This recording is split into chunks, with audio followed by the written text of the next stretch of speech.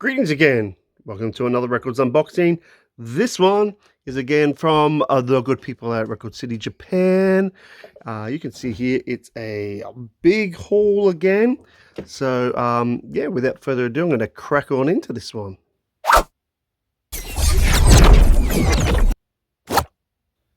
All right, here we go. Look, I'm a little bit worried about how tall this box is and how much leaning space I have there for each LP, but we'll see how I go. Improvise as we must. Okay, now I'm still not sure if this is the right way up, so I'm just gonna lift that camera. We might be right. Might be the right way up. Yeah, looks like we are. Because what we got first, I did buy a couple of CDs. Yeah, so which is nice. Oh, I'll just close this so I can get onto the CD packaging here. And again, lovely here. Got a nice sticky parcel with them carefully wrapped in here. Let's see. Just do a bit of a Munty rip job. There you go. That wasn't too bad. All right. First up in the CDs. Okay. Yep. Now I do have this a reissue of this on vinyl. But the reissue I got probably turned out to be like a counterfeit. Basically, it was a non official one, and it sounds like a poo poo carcass. So I've never really got to listen to this album properly. I've thought about buying a different reissue that it's only just come out again, a legitimate one, I believe. But I thought, look, I'll get this because there's a sort of a placeholder in the meantime. James Mason, obviously, Rhythm of Life, if you didn't read that. Very highly recommended, sought after LP. The originals cost on vinyl, that is, cost a leg and a half. But I was quite fortunate. I don't know if that's going to sit there. Oh, look at that. How's that for improvising there? But for this one, I'm just going to check the price because I did get a pretty good price on this. And look, I paid more than I normally do for CDs, but because I know this one is worth a bit more, I thought that's okay for second hand. This one was 879 yen. Now, when I bought this bundle just a couple of weeks ago, the Aussie dollar had improved over the yen a bit, so made things a little bit cheaper. So 879, about $8.50 Australian. Posted this time was about $3.10 Australian per item. So that comes into probably about $12 nearly, a bit under $11.50, $12. But yeah, this one comes from the late 70s. I believe it's like about 78, maybe 77, somewhere around there. Oh, there it is, 1977.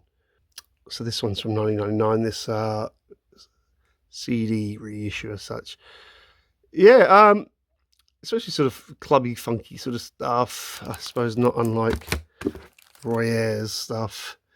Yeah, I just wanted to get a nice serviceable placeholder copy because yeah, the vinyl's is no good. You can't listen to it. All right, next up. Look, this one has been out for a while. I believe about 1991, something like that. I was around when it came out, this one, and I've never owned it for reals myself, in any format, except probably, I think, taped off friends of mine back in 1991. So about the time I got this, again, I'm not sure this will be a placeholder or if I will bother getting this on vinyl. Public Enemy, Apocalypse 91, The Enemy Strikes Black. Yeah, look, so I knew this album very well back in the day. Um, I think it's P's fourth LP. Uh, and look, yeah, still listening to a bit of new hip hop at the time. That was so the Public Enemy were very important to me. Um, so I'm still going to get some good value out of this, and there'll be a lot of memories coming back um, with this CD that I haven't heard for a long, long time. With things like Shut 'Em Down is really cool. I remember that. I remember all this by the time I get to Arizona and Can't Trust It and la la la. So yeah, it's just been a while. It does have to bring the noise with Anthrax on that, which is quite interesting. That's going to really put a place and time for me, and I don't know if it will date it, but yeah, in a way, I suppose. Yeah. Now, the price on this, well, a lovely morsel was poultry. Well, uh, it was 449 yen. So, you know, about $4.30 Australian at the time, probably around there. Plus the $3 ish post. So we're hitting about the $7.50 for looks like a really nice. It is secondhand, but it looks like a really nice copy. And once again, wrapped in a nice plastic protective sleeve. Alrighty, so there's one more in here. And I can't even remember what I got. That's right. Yeah, I only came across this recently, this band from the 70s. And I'm going to check this out because the CD was really inexpensive compared to the vinyl. And I'm going to check it on CD first because if it's that good, I will buy it on vinyl. I've seen it around. It was just a little bit more on the expensive side. I believe this is from about 1976, maybe. 75, maybe, somewhere around there, I believe. And that is a band called FBI, Funky Bands Inc. Now, that's not the original cover on the vinyl. So, look, as a placeholder, it's not really going to matter with the CD. I just want to get the songs and, rip them to MP3 and stuff to be able to listen to them in the car and things. But here you can see we've got 9 songs. They got on there. It says "Keep on Running." Stevie Wonder had written it, so that's really interesting, actually. There. Look, I don't think they're going to give because this is 90s. I think maybe I don't know when they reissued this. Probably already said it somewhere, or maybe over here. 1992. Wow. So this reissue on CD has actually been out for a long time. Interesting enough, but yeah, I'm going to give this a good crack because I've got a good feeling about this, and if so, I'll buy the vinyl eventually. All right, let's get into the bigger deal. The vinyl here. So I'm just going to. Okay, here we go.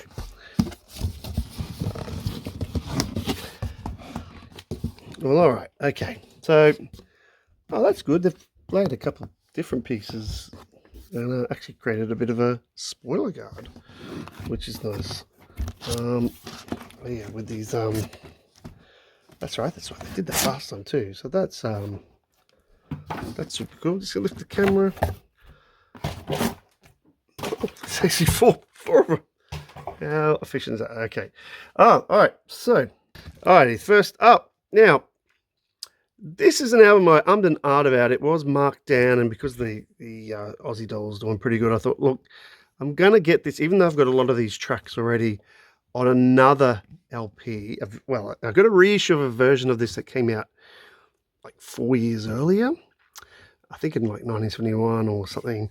But this one was released in the mid 70s, about 1974, and so this artist has reissued previously released songs, but then issued some more tracks. And that's the thing. It was the more tracks to get had to buy the whole thing again, which was it was a bit irksome, but maybe that's my bad on my part as such, you know what I mean, because I didn't research it in the first place, the original one. So, this is a reissue from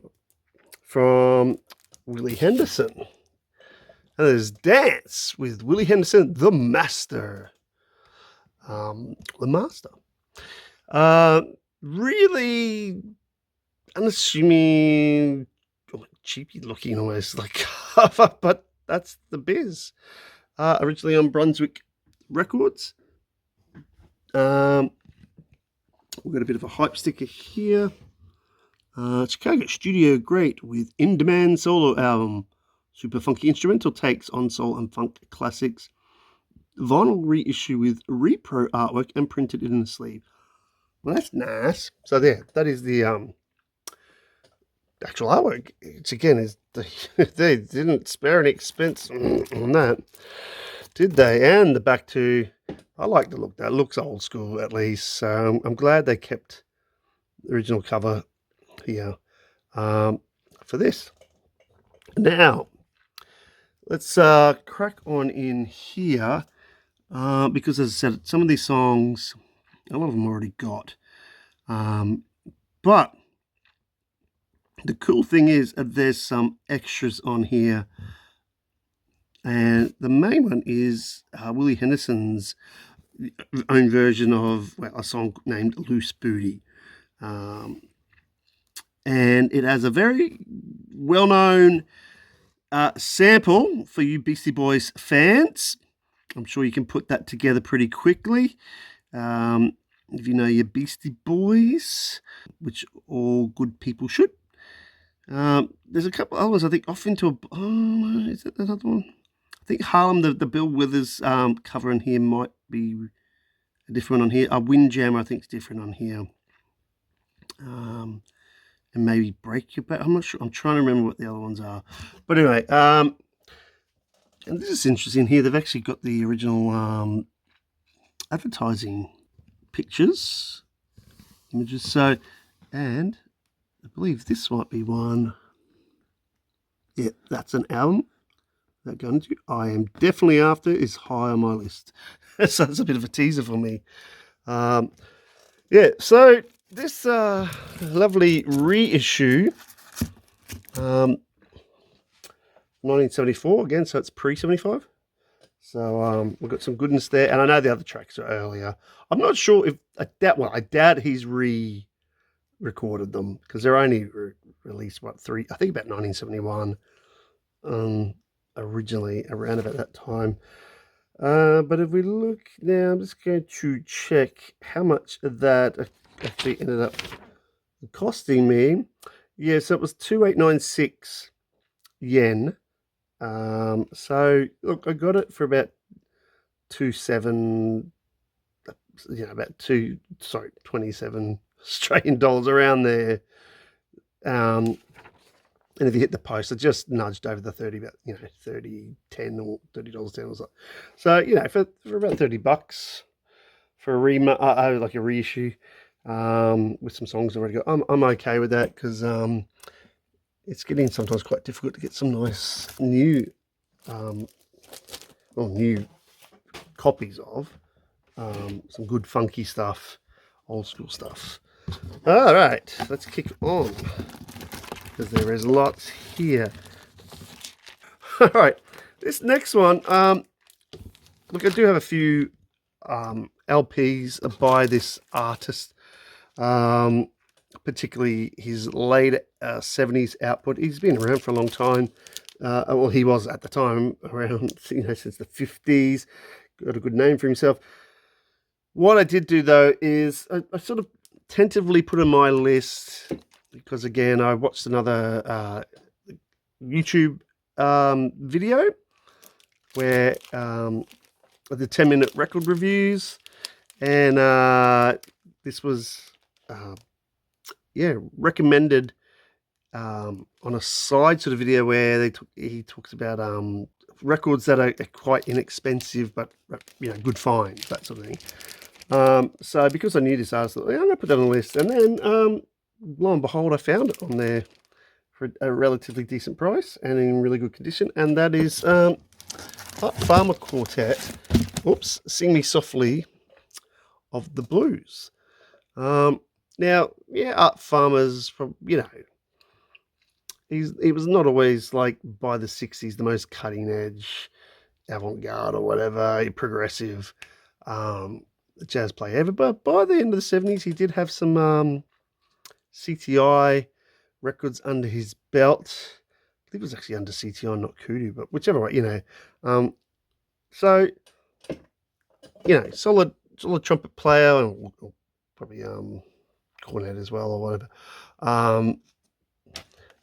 It's on Atlantic, so it's really good to get some jazz on Atlantic as well. Really good label. And this one, I'll just cut to the chase with the price here. And the price was, this was 1980 yen. So again, look, I probably got it for about, about 19 maybe. So under the 20 plus a bit of post. So sort of mid-range price. But I'm very hopeful because there was a good recommendation. I chose not to listen to it because I just thought, again, okay, for that price and for Art Farmer's name and for Atlantic, I'm going to go for that. And also the condition was super cool, super nice. You can see, super shiny, and practically looks brand new from here. Does have it is Japanese pressing with Japanese insert, which is lovely.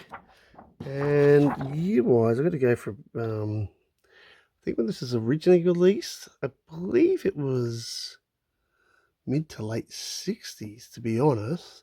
Now, this pressing might have been a little bit later, to be honest. Oh, yeah, there you go, there's 65, yeah. Sound of Art Farmer 65. So, yeah, after his, late 50s, early 60s stuff, so this is probably a lesser known album. You can see that this is a 1972 reissue Japanese one, obviously, by Warner Pioneer Corporation. So it's nice they still kept the Atlantic logos on there. This is beautiful. Let's have a look in here. We've got 6 tracks, which is always nice for these blue albums. Three tracks per side. Sorry, blues jazz. I'm just reading blues when it's there. So again, quite healthy length songs, which is nice for jazz. Stretch out a bit, but hopefully not overstay their welcome. We've got don't know, there's none on here actually written by Art Farmer. So we've got a traditional arrangement with Petite Belle, covered by Carla Bley there. As you can see, Pete LaRocca, that's nice. 2 from Pete LaRocca. Let's have a look at the band, because if Pete LaRocca's there, bam, and there he is. Yes, he's on drums. Very nice. Flugelhorn, not cornet. I was trying to remember the other trumpet-like 3-valve.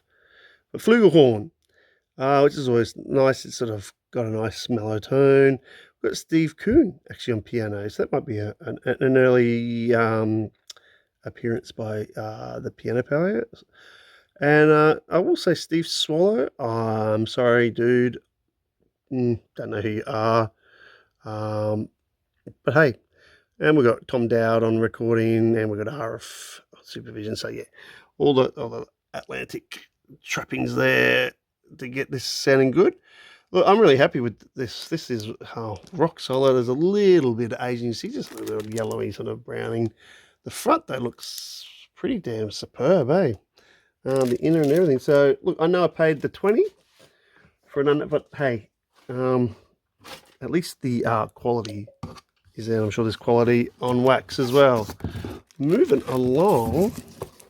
I'm really happy to get this record. Now, this was, I think, one of the more expensive records I got in this bundle. So again, I made sure I bundled up some slightly more expensive ones with some mid-range prices and some very much lower prices. So to really spread it out and to get the best value out of the postage.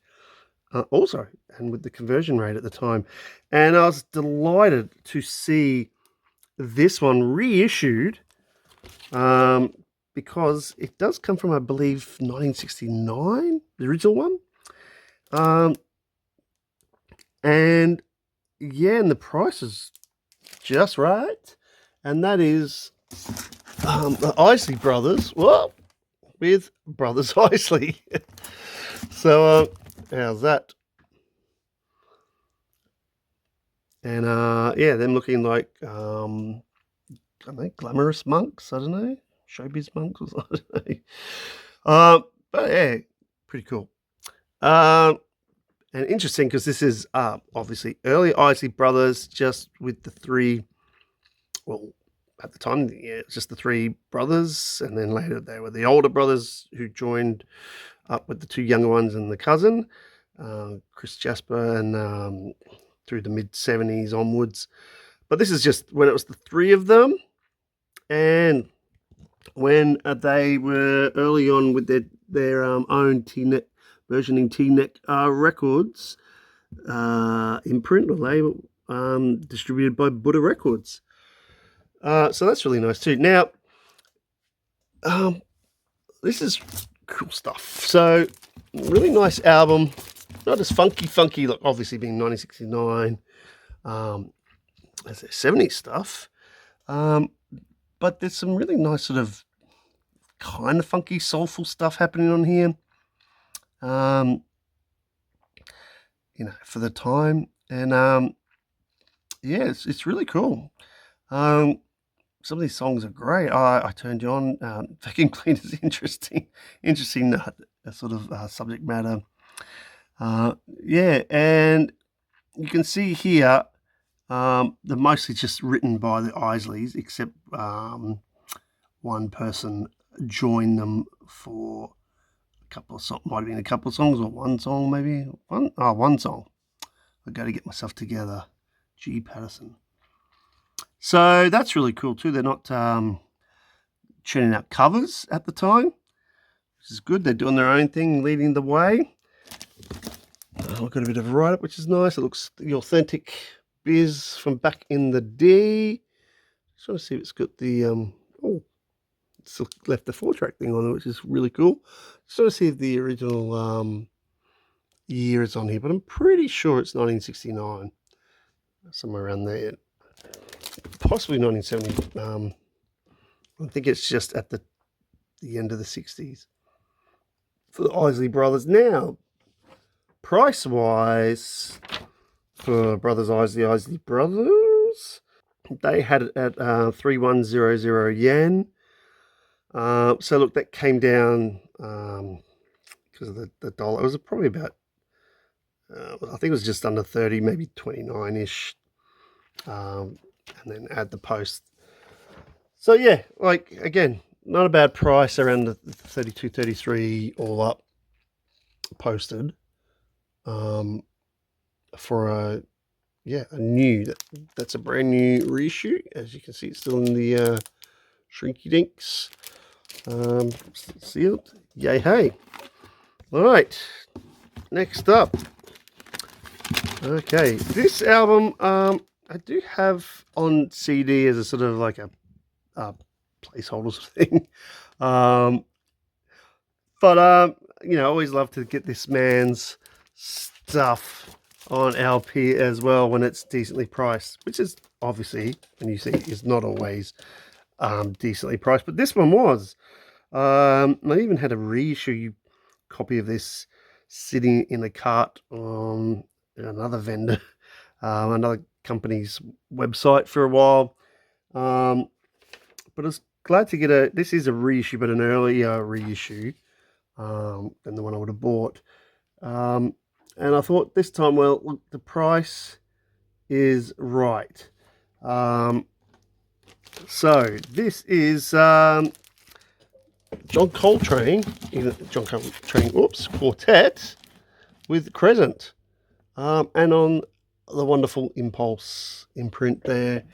Bam in stereo, which I do appreciate. Well, I appreciate if Mr. Coltrane sits up. Okay, so yeah, really like that strong, cover photo there, and non-spot ground, and this one, just to go into price. By the way, it's a Japanese one. I'm pretty sure there you can see with the code there, serial code there. That's Japanese. This was a 2480 yen. So sort of midish, getting a bit high, but again, so that probably came down to about, well, let's just say 24, and then the post. So it's all up about 27, under 30 bucks easily, and in really, really good condition. Look at that, it's pretty spanky. I can't remember what year this particular one was. I'm going to guess 70s. We shall find out. Because it's ABC Impulse, and the ABC Impulse, I believe, was 70s. If we can just get that to sit there. So let's have a look in here. And just have a sneaky peeky there. Sorry for people playing at home. Yeah, there you go. Look at that. Shiny, shiny. So yeah, it looks like it's in cracking condition. Again, we've got the nice insert. No Obi, but hey, I don't care about Obies. Sorry, those people who do. But, I don't care about Obies. Obies there, yeah, sometimes I just find they get in the way. They get in the way of the opening up stuff. They get in the way of the artwork. I don't think they really add much value except people's monetary value, they think. Anyway, we've got the great quartet here: McCoy Tyner, Jimmy Garrison, Elvin Jones, which is very nice. Yeah, so this was 1964. So this is, released while Coltrane, I believe, was still alive. So it's not a posthumous effort, although some of those are really, really good. But I'm pretty sure this was released by Impulse during some of these best years. I'm just going to crack open, because I believe this feels gatefold. It's nice and, by the way, rock solid. It's pretty damn rock solid. So look how good condition that is in. That looks new. Is it going to creak? Tiny bit, not really. All right, but anyway, but even the inside there. So even this is not an original. I don't care. Look how that's beautiful. Just a little bit of sort of foxing there, perhaps. I'm going to say it's foxing because it's Japanese, so, but very subtle. Nice big portrait photo of Mr. Coltrane right about there. I'm showing you how serious he is about his music, which is fine by me. Nice bit of write-up. Credits, yeah. So that's really nice. But honestly, that is like superb thickness. Oh, what's in there? Oh, well, all right. Bit of advertising material. Yeah. Well, only I could read Japanese. Oh, I can look at the pictures. That's really cool. Definitely have that as well. Okay. Just 76, 77. Well, there you go. There's a year of reissue. Right about there, right, because of the ABC acquisition there. Yeah, so that's really cool too. We got that as well. I did not know that was in there, but hey. But yeah, this is really nice, old school, super thick stuff. And more importantly, hey, we've got the Coltrane goodness inside. It's a good album. Okay, what's next? next up. That's right. Yeah, look, with this one, I thought it's about time I bought this album. I know it's not going to be the best album in the world. I know one song is great on there. You'll know it. Everyone knows it. I'm just hoping the rest of the album has got some nice stuff as well. I probably did stream this, but years and years ago, so I don't remember, to be honest. But the price is right, the condition absolutely right, and you know, even when it was made, early 70s was right. And if anything, I'm going to get a really cool song on LP, and that is Mr. Joe Tex with I Gotcha. And yeah, that's pretty damn cool. By the way, that's Shine. That's actually part of the artwork. A little bit of ringwear there, but nothing heinous there. You can see quite solid. Just only a little bit of a bullet hole here, or punch out, or whatever you would call it. Yeah. So look, I've sort of put this album off for years because I just knew it wasn't high priority by any means. But I got a feeling, you know, we're going to get some other value from this, other than the title track and first track, I Gotcha. I'm sure there's some other sort of soul here, maybe even a little bit of country fried soul, I'm going to guess. Hopefully a little bit of sort of funky goodness. I'm expecting there will be probably a couple of ballady kinds of ones. You can see with titles Love Me Right Girl, you know, or For My Woman. But you never know. You said a bad word. Huh. And Bad Feet, they sound like, you know, more gritty sort of stuff there. Yeah, so Baby Let Me Steal You. Well, okay. We'll let the Woke Brigade get out on that one. And, yeah. Anyway, so I just not seeing right there off the top of my eyes any year there, but I'm pretty sure this is like I might be totally wrong, 1972 maybe, around about there. Some nice pics there. Yeah. Now let's talk shop here about price. Okay, because I'm pretty sure I did not break the bank on this one because I didn't plan to. I wasn't going to. Yeah, so this one was only 880 yen. So probably at the time about maybe 850 Australian for a really, really nice copy. And then the $3 post. You know, hitting about the 11. Was that 11.50 for a really nice condition record. Australian, that is. But yeah. Anywho, yeah, that'll be interesting. Hopefully I'll get some surprising goodness out of that. All right. Okay, happy days. Here we go. Now, this one, it's going to sound a bit odd, but I do already own this. I got mine fairly inexpensively, but the original one I've got. But unfortunately, it was one of those things where it looked good, but when you played it, it's got some heat damage, which, you know, you can't see. So it is quite fuzzy.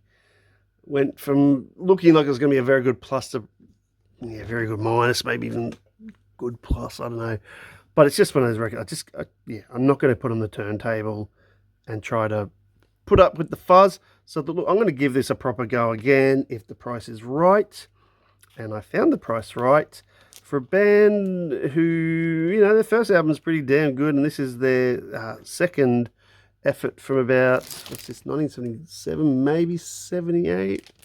And that is Rolls Royce with the, Rolls Royce 2 in full bloom, and in full falling down there. Can't get it sit up. That's better. Yeah, so Rolls Royce 2 in full bloom. Yeah, I think in 1977 after their Car Wash album. produced by Norman Whitfield. So yeah, here's some sort of more sort of super funk boogie, disco boogie funk and soul as well, with some really nice vocals and stuff and production. But this one it's going. Look, I'm really confident this is going to be in way better condition in terms of the vinyl. And this one was only the princely sum of 680 yen. So, look, really, again, what, about 650, 660, maybe Australian at the time, plus about $3. It's under $10, full, all up. Which is fine by me, because I wasn't wanting to pay a lot again. But I'm sure to get my under $10 worth. It is a gatefold, a little bit of wear there, but nothing too full on. Again, I probably stringed this ages ago, and as I said, I've gone to listen to my own version, and yeah, it's been pretty tricky. I believe the song "Ooh Boy" it's a well-known one. I'm trying to remember. I think that's the one. Yeah, so they got the goods in terms of Funk Factory and having songs like that. I know there's a little bit more ballady stuff on here, where the female vocalist really takes over things and opens up her pipes. It's nice. She can sing. And also you'll notice on here we've got some thank yous. We've got some Melvin Wawa Watson on there. Melvin Reagan. James Gadsden on some drums there as well, helping it, even though they're supposed to be a band, maybe they just got some class musicians, studio musos in there. Jack Ashford doing some tambourine and stuff. It's really cool. Yeah, so I'm not sure what else to say here. But you can see again Norman Whitfield all over this. And yeah, 1977. Let's have a look at the gatefold action.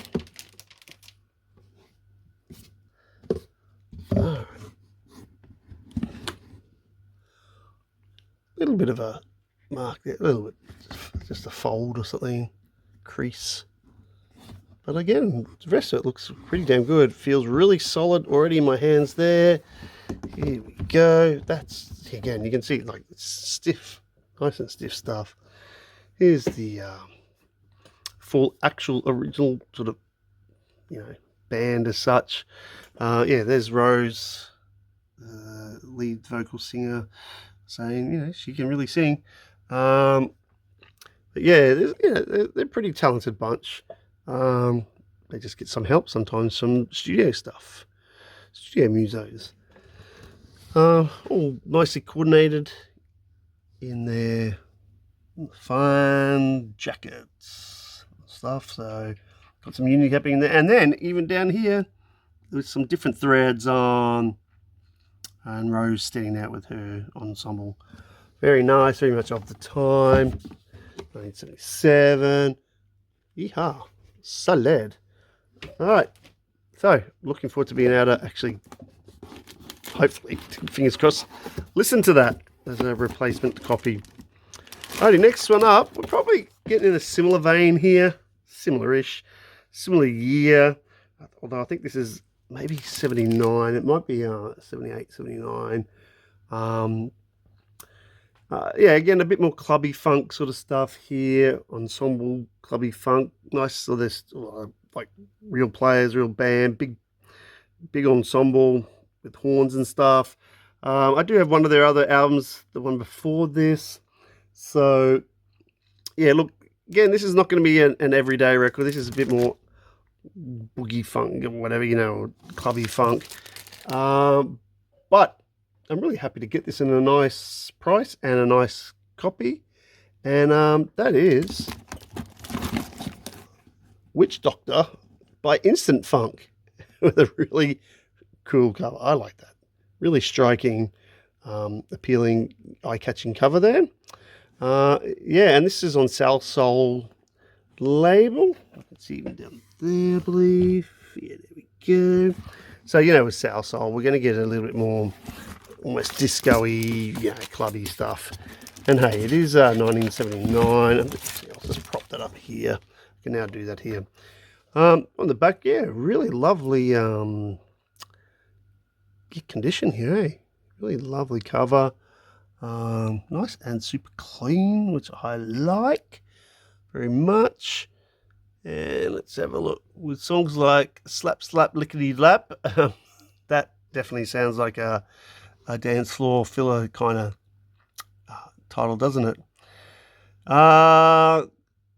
We've got Buddy Sigler all over this too, do we? He must be. I've seen he's written a song there. So yeah, again, that gives you probably the idea if you know about his production and writing. Probably again, It's Love on Your Mind. Maybe it's going to be a little bit more ballady. And I Want to Love You. Maybe they're slowing things down there. You'd hope with the song called Scream and Shout, it's going to pick up. Body Shin. Is that Body Shin? Oh, Body Shin, not Body Shine.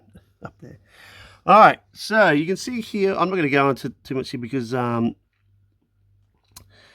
yeah, some of these guys are not really the most well known, but you will see here we do have Randy Brecker helping out on some trumpet duties. So again, getting some help from others. He's not officially part of the band from what I remember. But yeah, so big sort of funk ensemble here. Live instruments. And yeah, so there's still some force to be had in here for 1979. There you go. It's a New York thing. That place is in the right place at the right time. There you go, 1979 there. Yeah, down the bottom there, South Soul. Yeah, so yeah, look, nice to have. I don't think I'll get any more of theirs after 1979. I think I'll be pushing it for 1980. I might be wrong, but at this stage, I'm not sort of looking to do that. So, let's see if I can find. Oh yeah, and the price, very nice, very right. Even in this really great condition, $8. Oh, sorry, 880 yen, 880 yen. So again, about $8.50 Australian plus the $3. So we're hitting about the $11.50 or whatever for something in that fantastic condition. Yeah. So that's really cool. All right, even if it is post 1975, there's still going to be some value to be had in there. Okay, next up, I've bought so many of this artist's work, and I sometimes go, I don't need more. And then I saw this one, and I had it on my list, and was like, this is a little bit of a different incarnation of this, well, we'll say band ensemble, whatever. Even this band, we'll say. It was really a revolving door and had people come in and go off to bigger things. And I believe this one is a bit different too, because it's from 1966, I think, around there. But personnel, super cool here. And I got a really decent price for this in great condition. And that is Art Blakey, and it says, and the new Jazz Messengers under there. So it's basically Art Blakey and the Jazz Messengers, but just, I mean, they're nearly forever new anyway. But I think he's just trying to make a point, because this is Buttercorn Lady, it says under here. And it's live at the Lighthouse, like so many other jazz musos were doing at the time and recording and releasing. Is that a sticker? Is that actually, that's still in. That's a shrinky.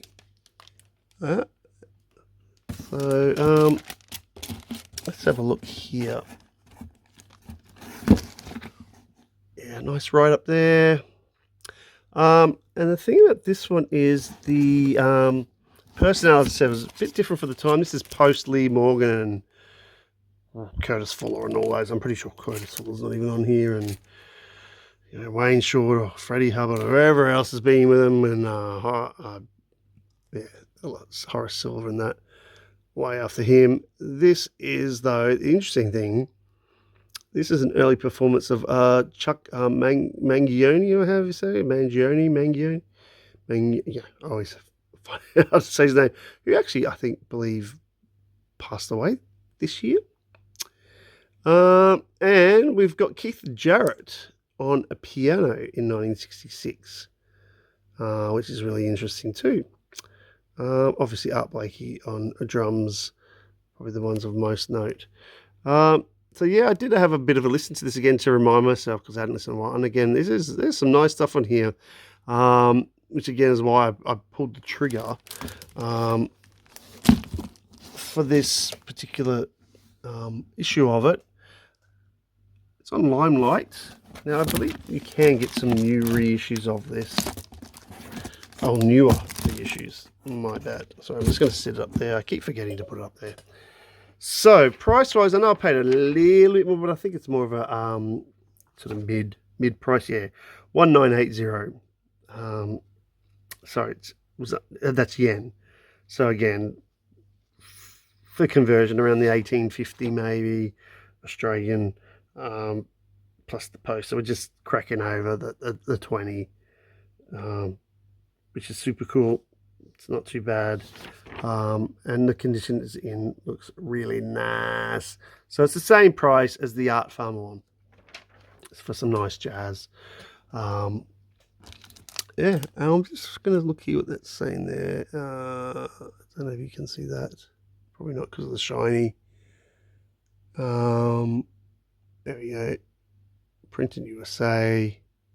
There you go. Mercury record. But yeah, super cool to have that. Okay, so let's keep cracking on.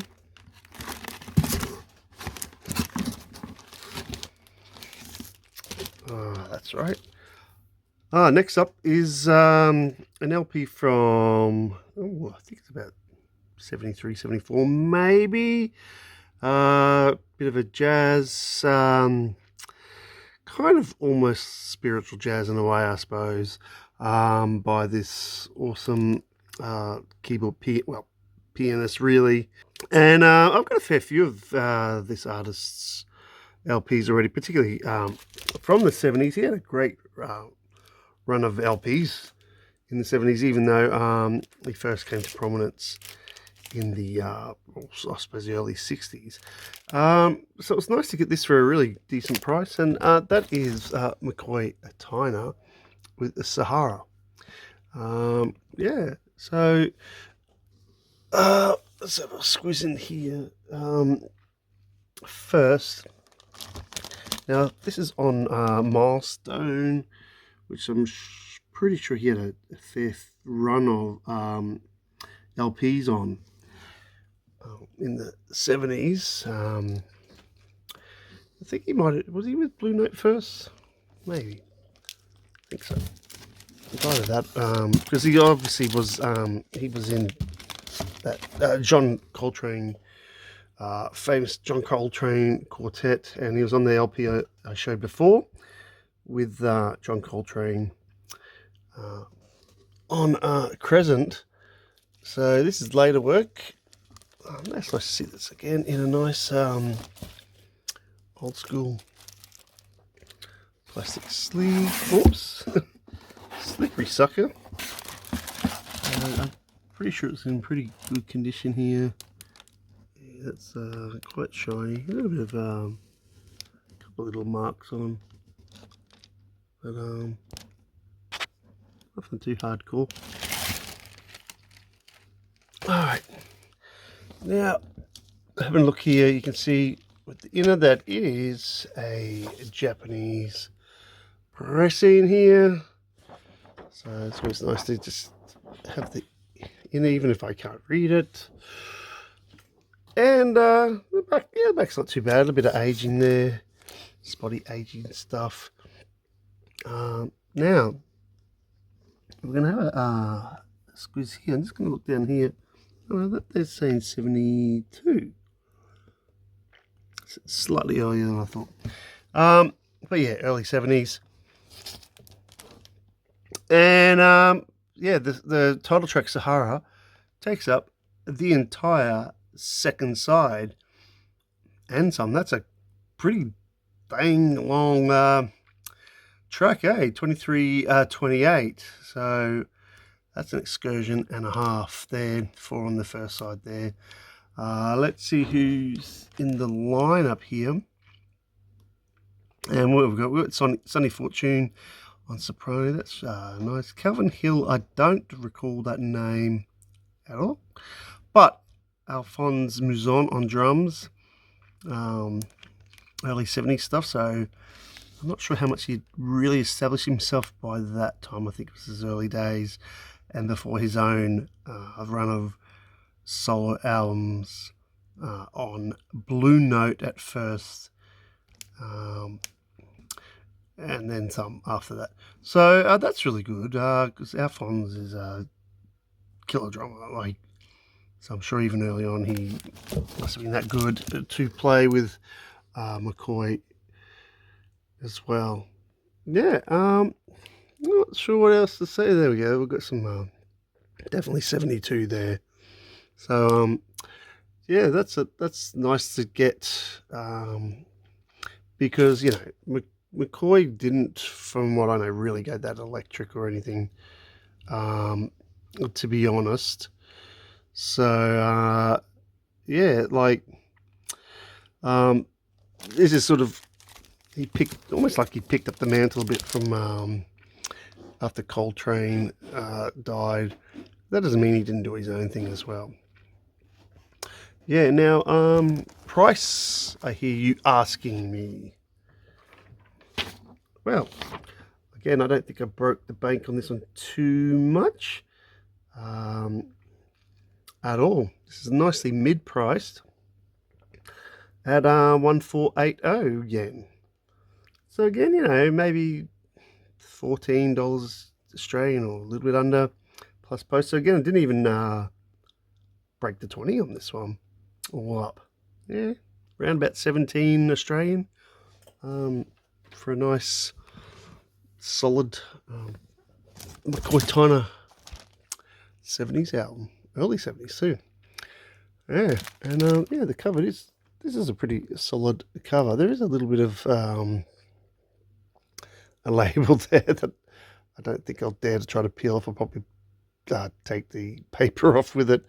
And yeah, a little bit of ring wear in that, but the vinyl looks in really a nice nick for the price. So that's really cool. All right, next up. Wow, I did not expect this record, to be honest, to be so hefty. I don't think I've ever seen this in the reel. Oh, that's right, because this is a 2LP. Ah, well, this is a record I'm taking a punt on, in a way. Wasn't high on my priority list. There's a reason for that, probably the year, and yeah, it will make sense in a minute when I talk about it. Awesome headline artists on this. Even though it's billed as a quartet, I think it's from about 1982 or 81, possibly. And that is Herbie Hancock Quartet. Now, that can be a bit misleading in a way because he's had many albums where he's had different quartets and stuff, and but even trios and stuff around this time. And we're getting this with about, as I said, 1982. And yes, he was still doing the electronic thing as well. Sort of even that soul stuff and working with Rob Temperton from Heatwave and that. And then obviously going on to do Rocket and stuff, getting around this time.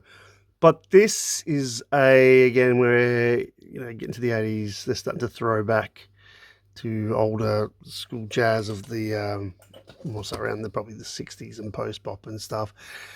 And the reason why I held off on this one for so long, I suppose, is because I am being a little bit, I don't know, prejudiced. I don't know. That probably sounds wrong, but you'll see here we've got the okay. So we got Herbie, yay.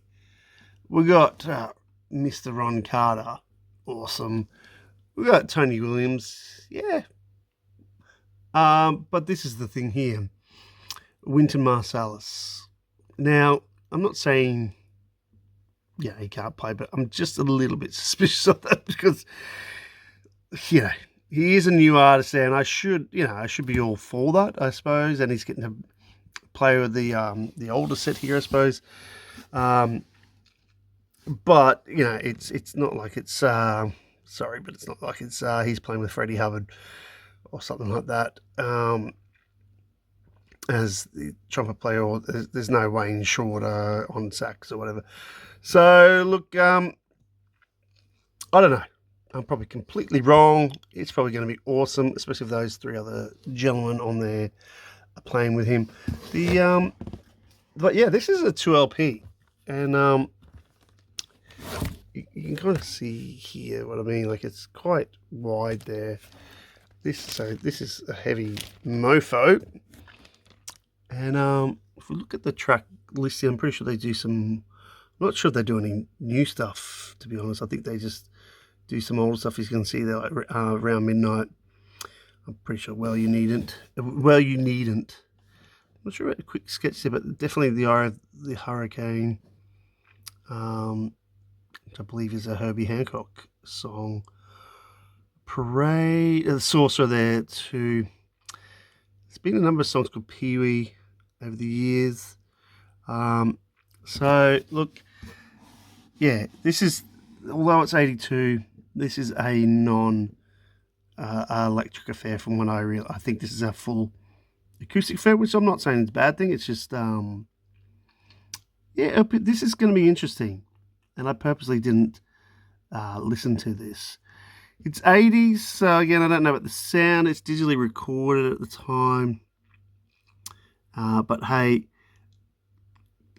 I'm probably being too harsh, a critic before I even listen. So I suppose I'm doing the opposite, where I'm going into it going, okay, I'm going to give it a go, rather than just be swayed by what I think it might be about. Now, I'm just going to open it up because this is in immaculate condition. And again, I don't know if that's a bad sign that since 1982 it hasn't been touched much. So maybe it's been bought and done it again. But I just have to sort of withhold judgment there. The inside's quite nice. We've got some printed inners. These are slick, as you can see, shiny. That's one, and that's record one. Oh, and record two's got a mauvey sort of colour, as you can see there. That's quite nice. And I'm sure then the vinyl is immaculate. Oh, we've got some inner, just to complete. Again, Japanese. So maybe it's just in immaculate condition because, yeah, a lot of the Japanese product is immaculate. Not very close a lot of time. Now, price for this double LP from 1982, I hear you say, in immaculate condition there. Well, get this, only 1080 yen. Yeah, you heard it. So when that was converted, that was either $10 or under $10 Australian for the two LPs. Now plus double post, because it'd be $6 because it's two LPs. So all up, and that's probably about 15, maybe about $16, which is actually not too shabby to give that a go. And look, it is another Herbie Hancock LP to the set, and with Ron Carter. That's cool. All right, well, moving on from that oddity, we'll get on to this one.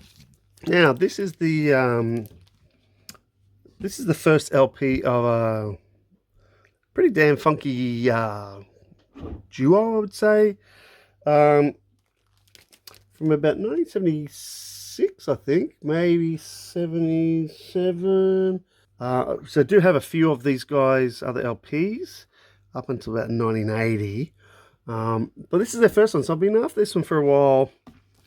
Not really high on the list, but I know there's some pretty cool stuff here. It was produced by Quincy Jones, so that's pretty cool too.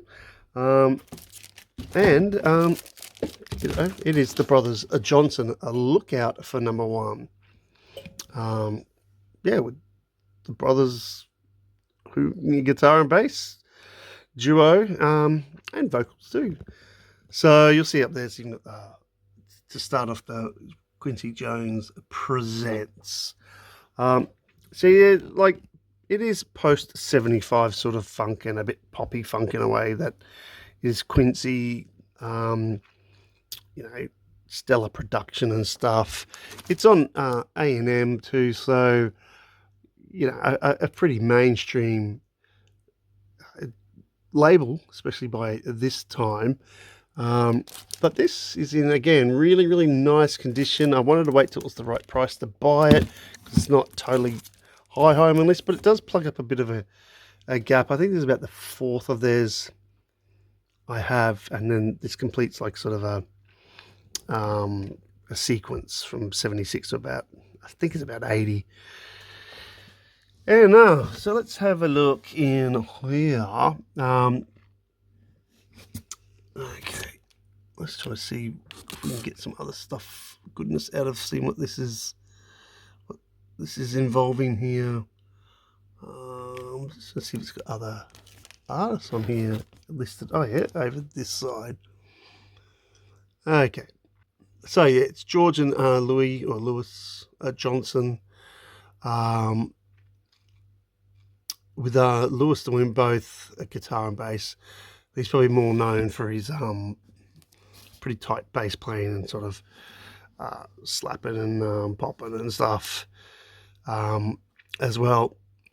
Now, keyboards, we've got Dave Grusin's on the keyboards there, which is nice. Harvey Mason, of course, Harvey Mason, he's tight drummer, and with some Ralph McDonald percussion.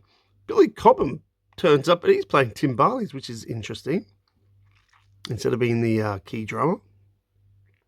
So that's really interesting. I didn't know that.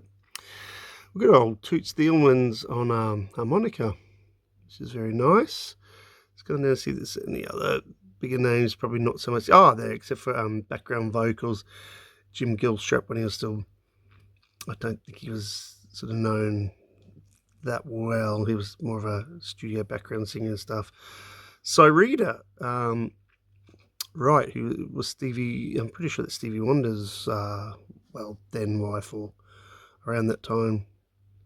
So Rita, so yeah, let's have a look at the track list. I do have a couple of these Ike songs on a compilation CD, I think, like Thunder Thumbs and Lightning Licks, Get the Funk Out of My Face. They got a version of Come Together on there, Beatles obviously, but I don't think any of the other songs, I'm pretty sure not. So that'll be good. It's going to be some new stuff for me to encounter there and uncover. Let's talk about Brothers Johnson price as they hold each other up there. Brothers Johnson, yeah, and again, the price and the condition. Really good. Only 780 yen. That's cheap as. And you can already see, the condition of the cover is very, very strong there. Yeah, so again, like, what's that? Around 750 Australian and the $3, la. So what's that? That 10.50-ish. Under 11. So again, for some funk stuff, even if it's not the most top-notch funk, it's early enough, 70s. They are talented guys. It's a great price. It is, still funky stuff for the collection, and in great condition. Why not? Hey, definitely going to get some $10 value out of that somewhere. Okay, let's keep on keeping on. All right. Next up, this is an interesting one. Again, I haven't listened to this record. I just recently got this artist's second record a couple of weeks ago, a reissue. And I didn't know that he had any really more records after that one. I got his, I think, first two. And then I checked it out and saw that he actually had another two more before he sort of disappeared for 30 years or whatever in terms of his own recording. So I haven't checked this out. I just saw it and went, oh, I've got to have that. Then, because it was almost like serendipity after I just checked it out. This comes from 1973. It is technically on the Stax label, but it's on the subsidiary Enterprise label that Isaac Hayes is on. And yeah, look, not really funny enough, but if you know what you know that this artist worked with Isaac Hayes for a long time before really Isaac Hayes became well known when he went solo, and that is David Porter, and this one's called Sweat and Love. Yeah. So it's 1973. Now, as I said, I haven't listened to this, and I didn't really know anything about this one. So maybe that's saying something about the quality of this record. I don't know. I purposely didn't listen to it because I wanted to be surprised. Because I know David Porter, I've got his, I'm pretty sure it's the two albums before this one I've got. Oops. So, let's have a crack on in and have a look before I break it. Alright, so I'm just going to take that out. And again, shiny, shiny. Look at that. It looks very nice. It's hard to tell again from this camera. There you go. So the vinyl looks really, really good, as said. Back looks interesting. Okay.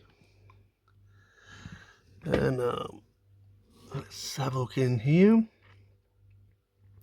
Now Porter is a writer, so I'm going to take it that he should have really.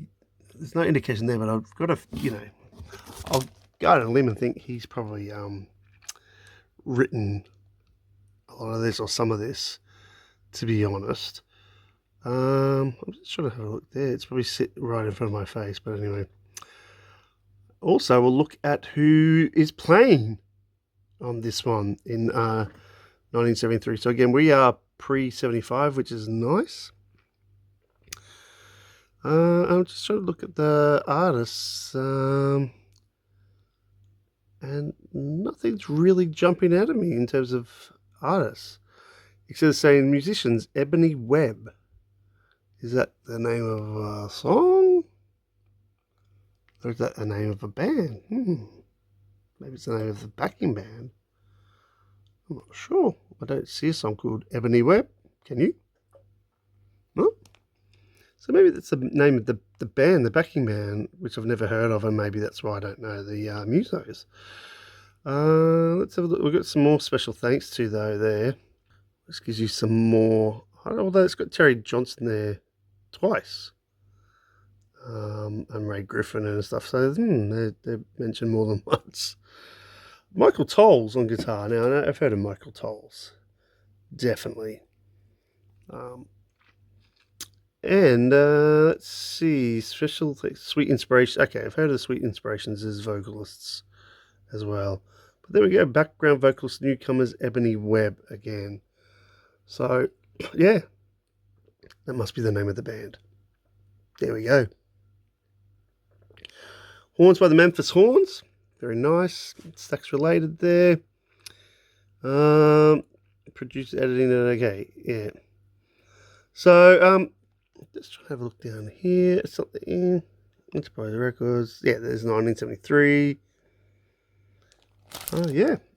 Bit of a punch-out hole. Nothing too heinous again. But apart from that, I don't know. Can't tell you much. Except hopefully there's some good value. Oh, I can try to tell you one thing. And that would be the price. My bad. So let's see, I think I paid a little bit for this because it was a bit of an oddity. Yeah, I've never seen this. Yeah, it was 2680 yen. So, again, around the 25, 26 Australian, somewhere in between. So, all up, getting near 30. But it looks in cracking condition. Just wish they hadn't put that punch hole in, eh? And they were deleting it or whatever they were doing, but the rest looks cracking. Yeah, I'm not sure if there's anything inside, but we'll move on. We've got others to get to. All right, now the next one. Look, I'll be honest. The next one I bought, kind of just to have. It was inexpensive. It's not an LP. I rarely buy anything that's like a 12-inch or even a single 7-inch. I bought this because of who the artist is and the fact that after like 1982, I think, they didn't really produce any LPs and barely had any output. Sporadic, maybe some association collaborations every now and again with others. But we know from history that he did pretty much go off the rails and unfortunately, and out of the public eye. And this is from the mid 80s. It's about 1986, and that is Sly Stone. So not Sly and the Family Stone. This is him solo, and this is Ikeboo Static Automatic. Oh, as he automatically slid down. Stay there, Sly. Yeah, and this is 80s production stuff. It's a 12-inch single. It does, I think this version, I'm trying to remember, only has one song or two. I'm pretty sure it's only got the one song in different versions. And I believe, this is on the Soul Man soundtrack from the movie Soul Man. Look, this is very, electronic, mid-80s electronic. It's not terrible, to be honest. I had listened to it. I was pleasantly surprised that it wasn't that terrible. It's pretty much what I expected it to be in a way, but it is still Sly, I suppose, experimenting, kind of keeping up with the time and technology, which is fine. I mean, others were doing it. He was a pioneer of stuff at the start and experimental. It's just, if you compare this to his other work, it's, chalk and cheese here. So I bought this as a bit of an oddity because, at this time he was not making LPs. I believe he had another song out. It was either for this movie. I believe it was a cover song. I can't remember. It was a duet that you can get on the single or something, I think, on the 7-inch single. But he wasn't doing LPs at this stage. And after he did a Jesse Johnson collaboration around a similar time, this is when he was starting to fade out until the resurgence lately. And look, again, I love my Sly stuff. Sad that he passed away this year. It's going to be inevitable sooner or later. But still very sad, and he's always been an inspiration, even if you take in consideration his sort of bad stuff, but in terms of musically, he's just awesome. So I had to buy it for that reason. It's also in brilliant condition. And price-wise, for this lovely 12-inch souvenir, 580 yen. So, again, we're talking about 550, maybe 560 Australian, or somewhere. It might even be around 580, plus a bit of post. So, look, again, under $10 for a bit of Sly action in the collection. I couldn't resist, anymore.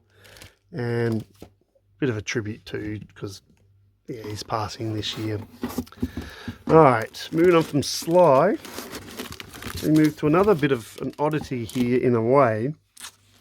And again, this is another first album from a band. So if you like people's old stuff better than new stuff, this sort of fits that theme. This one's from, I think, 1974, from a band that became better known in the sort of R&B soul / funk circles a bit later in the 70s and after this record. I don't think, from memory or from what I've heard, this record was that big or has been that sort of sought after or whatever. But to me, when I did listen, and it's actually got some really nice funky moments, because I kind of prefer this than their sort of sweeter stuff they did later. And this is the band LTD with Getting Down. LTD, Love, Togetherness, Devotion, as you can just see in there. Now, I do have another record by LTD I bought super duper cheap, just because not the biggest fan of it. It's all right. It's all right. I actually like this better, even though the cover is dripping with melted cheese. Really. I mean, it's a nice vivid cover here, dude. It's kind of eye-catching, but, you know. I don't get why they've got this sort of weird cartoony throwbacky looking style at all. But, because it looks a bit lolly. Oh, sorry. You can see lollies there. Maybe that's the thing. Rather than funky. But, hey, they're trying to project an image here, and you can see that with the clothes there, or at least the way they're probably being coloured in or something later, enhanced. But with LTD, I believe at this stage, and I don't know about later, but there's two brothers, I believe, who are prominent on here, the Osbournes. So we've got, yeah, Billy Osborne there.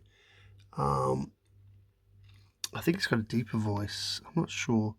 And Jeffrey there. Jeffrey's probably the one I think is better known later on. So I'm not sure if this is even the same band when they started to get a bit bigger later on. But yeah, there's a bit of different stuff on here. There's some sort of more ballady, I think, kind of stuff. But there is some really kind of funky stuff here. It is, you know, getting towards disco, but we're still pre-1975. So there's enough, you know, a bit more funkier, raw goodness here. So you can see there, we've got songs like, you know, Don't Lose Your Cool. I think that's a funkier one.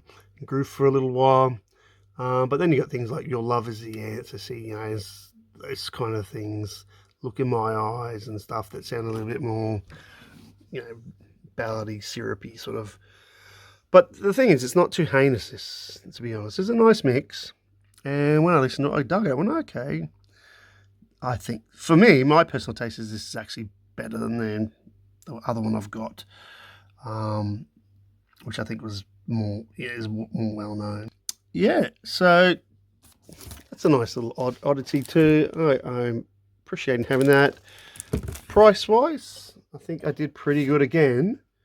Yeah, like, oh, by the way, this is supposed to be, for some reason, a promo copy. I can't see anywhere on there. So maybe inside it might be a white label promo. I might have to check that out. Well, there you can see, yep, white label promo. Very nice. Again, the vinyl looks in very, very schmickety condition. There's just a bit of dust there. I'll just wipe off. Yeah, and underneath we can see a Japanese insert. So that's nice too. And if you really want to sing along, we got the lyrics too. Yay! So that's a nice bonus. The cover art is super solid. Super duper solid. Hey, look at that. Absolutely schmickety schmick. And even for white, I mean, it's a nice slick white. It's a shiny gloss, sort of almost like finish. So that is like, 1974. That's 51 years old, man. So, price, I hear you say, for this oddity. Well, for LTD promo copy in that awesome condition, 680 yen. Yeah, that's super cool. Under $10. Very nice.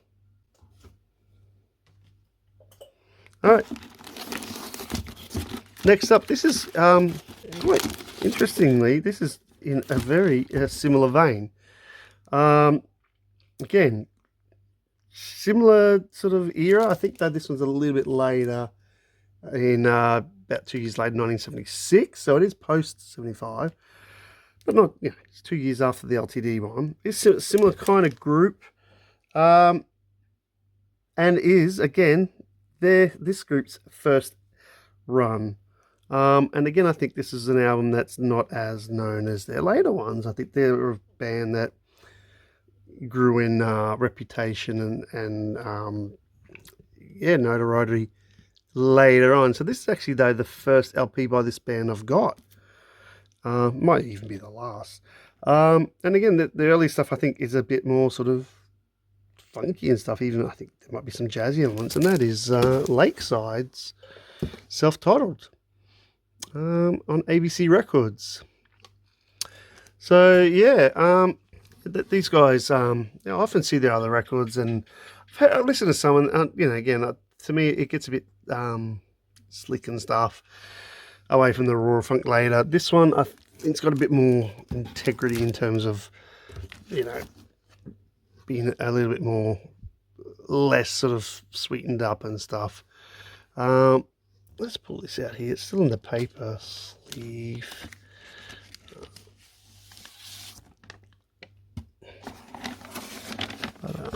Again, I think it's just a bit of dust and quite shiny. Sorry. And there's the lads there. Again, a big ensemble, which is cool. Let's have a look. So first look down here. It's going to go into focus. There you go. Oh, so 77 there. Maybe it was recorded 76. Possibly. Let's see what we got for songs. Yeah, so again, I think it's got that sort of thing of having a bit of a mix between sort of funky, upbeat songs and, more ballady kind of ones, which was the norm at the time for most bands. This is why I leave these ones to last. For me, I'm more after the funky than the ballady. So I think sometimes with these bands, the earlier LP you get of theirs, the more likely you get some more funkier stuff happening. So again, these guys are putting some Grateful Friends there. Who have they got? Trying to see if we can see anyone there. Jack Ashford again on percussion. That's probably the known one there. I'm just trying to see if there's anybody else around. Not that I'm seeing. Anyway, I don't know if they list their own names on there, do they? I can't see that. Alright, well anyway, so we get our eight tracks. Again, it's in really, really nice nick. That cover looks pretty damn schmicky new. Let's have a look, see at the price. Now, this one I paid a little bit more than the LTD one. 1580 yen. So we're hitting about the $15 somewhere around there, plus the post. Again, it's under 20.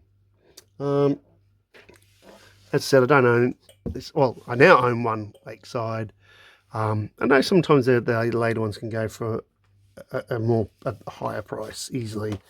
So, I'm happy to get at least this first one at a nice price and really good condition. All right, cracking along here. All right, this next one is one again, this is a replacement copy. As such, well, sort of an upgrade. Well, I'll say an upgrade copy in a way.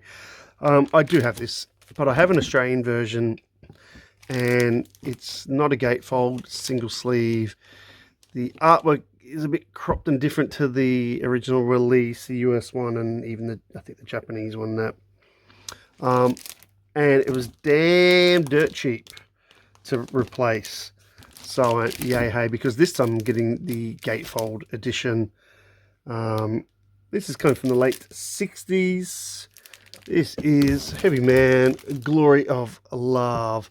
Now, this record you see a lot in terms of online. In Australia, no. Even the copy I got in Australia, I got pretty cheap. It is on A&M, but it's late 60s Herbie, and I don't mind.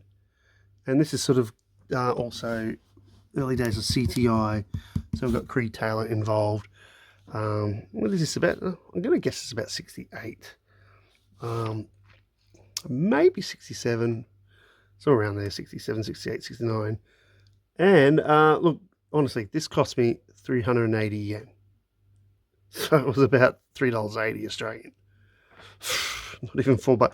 And then the post, but it was only about $3 post. So to upgrade the other one, get the gatefold. It's in a really nice condition anyway.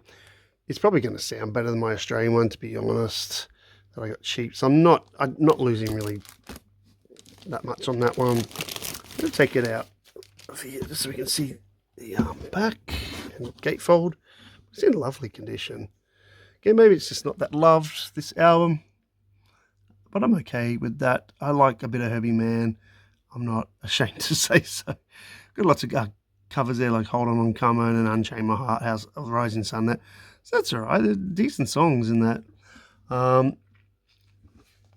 Look, it is on A&M, so it's not him doing anything on Atlantic to Atlantis. But hey, Herbie Man wasn't ashamed of trying to make money, and sell some records. Good on him. He had to make a living.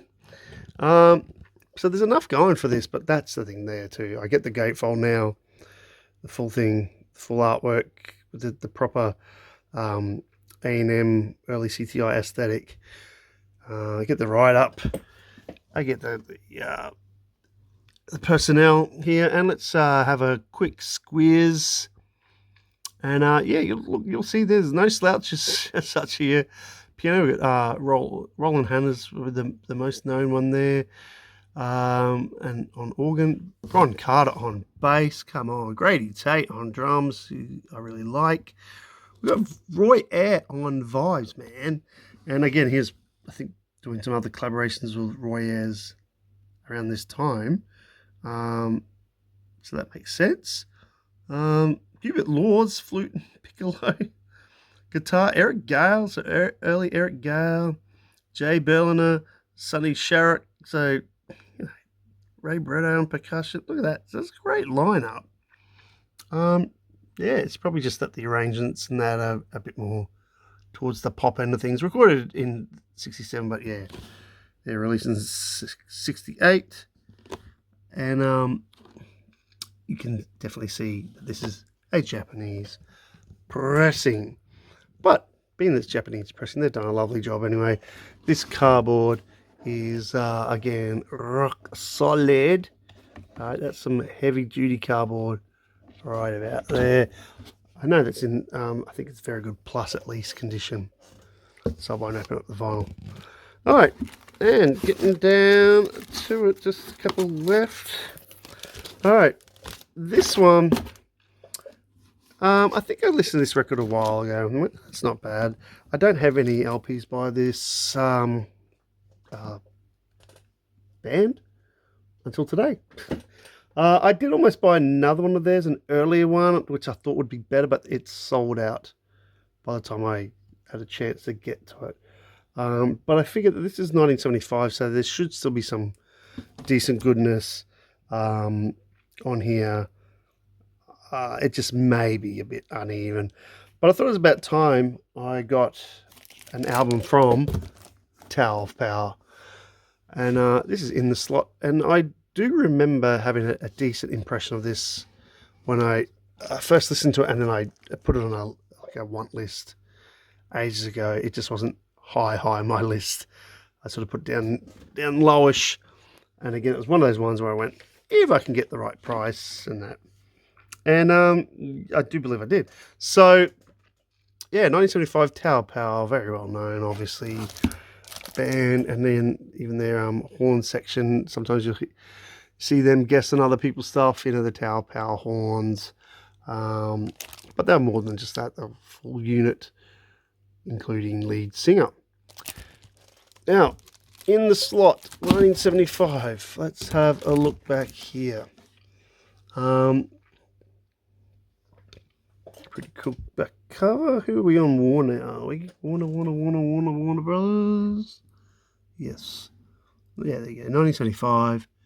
It is a Japanese press, but that's okay by me. I'll be in good nick. Oh, Tower of Power. You're not staying in the slot there now. There's the band, and yeah, I've heard of some of those players. Okay, Hubert Tubbs lead vocals at that time. I think he might have left later on in the 70s, from what I know. But yeah, look, Tower Power, kind of funky, you know, soul funky, as long as they don't get too boogie. This one, price wise, you may ask, was 1280 yen.